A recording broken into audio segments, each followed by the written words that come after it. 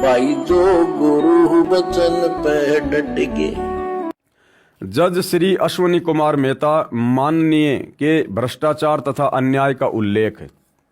राष्ट्रीय समाज सेवा समिति के कुछ सदस्य सतीश चंद्र गांव सुंडाना, राजेंद्र सिंह गांव बड़ौदा, बलवान सिंह गांव बालक, चांदीराम गांव बालक माननीय जज श्री अश्वनी कुमार मेहता जी से दिनांक 23 जनवरी 2014 को कोर्ट में मिले तथा उससे मुकदमा नंबर 446/2006 की वास्तविकता से परिचय कराने का प्रयास किया तथा इस केस से संत रामपाल जी का नाम निकलवाने के लिए प्रार्थना की, क्योंकि इस केस में संत रामपाल जी महाराज का नाम झूठा तथा बेबुनियाद है। माननीय जज श्री अश्वनी कुमार जी ने कहा कि अब कोर्ट का समय है, आप मुझे कोर्ट के समय के बाद मिलना, तब तक मैं इस केस की फाइल पढ़ लूंगा।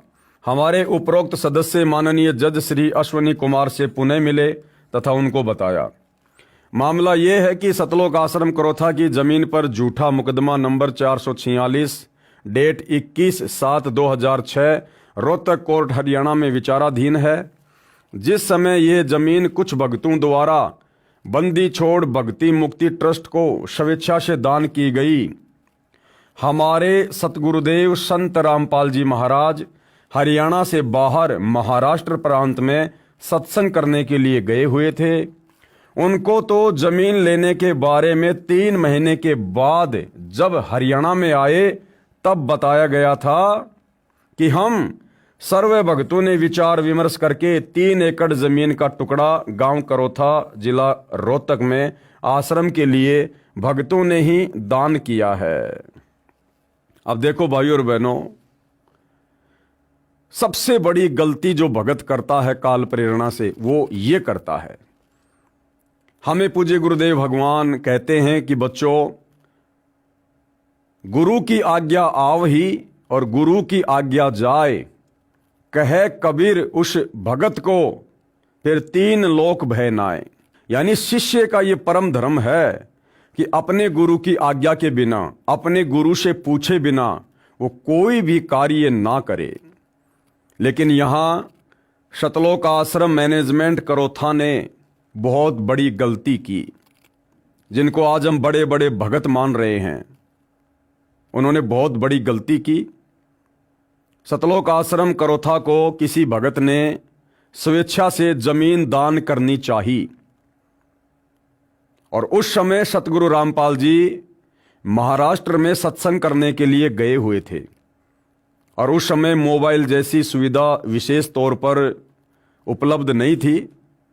इसलिए सतलोक आश्रम वाले भगत कह रहे हैं कि वो जमीन हम लोगों ने ले ली, यानी देने वाला भी भगत और लेने वाले भी भगत।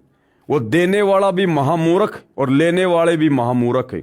ना जमीन देने वाले भगत ने सतगुरु से आज्ञा ली और ना जमीन लेने वाले सतलोक आश्रम मैनेजमेंट करोथा वाले भक्तों ने सतगुरु से आज्ञा ली।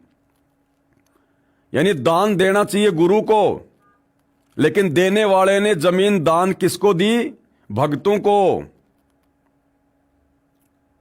और भाइयों और बहनों, यही गलती आगे चलकर सतगुरु रामपाल जी के लिए एक नई समस्या पैदा कर देती है। ये गलती निकट भविष्य में हम भक्तों ने नहीं करनी चाहिए। इस पुस्तक से हमने यही तो शिक्षा लेनी है। क्या आवश्यकता थी भाई जमीन लेने की?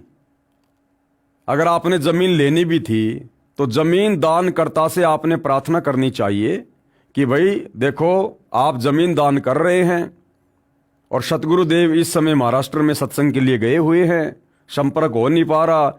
जब सतगुरुदेव वापस आए उसके बाद आप जी जमीन दान कर देना। हम तो उनके शिष्य हैं, उनके भगत हैं, हम अधिकारी नहीं हैं दान लेने के, और गुरु की आज्ञा के बिना हम ये जमीन आपसे दान में नहीं ले सकते। इन्होंने करना तो ये चाहिए था, लेकिन मंद बुद्धियों ने मान बढ़ाई और अहंकार में सड़कर कि जब सतगुरु जी आएंगे और उनको पता चलेगा कि हम लोगों ने इतनी इतनी जमीन एक भगत से दान में ले ली है, आश्रम का विस्तार करेंगे तो सतगुरु हमारी पीठ थपथपाएंगे। तो भाइयों और बहनों, ये गलती, यदि भक्ति मार्ग पर हमें सफल होना है एक अच्छे और सच्चे शिष्य की भूमिका अदा करनी है। ये गलती हमने बिल्कुल भी नहीं करनी चाहिए। भाई जो गुरु वचन पे डट गए, कट गए फंद 84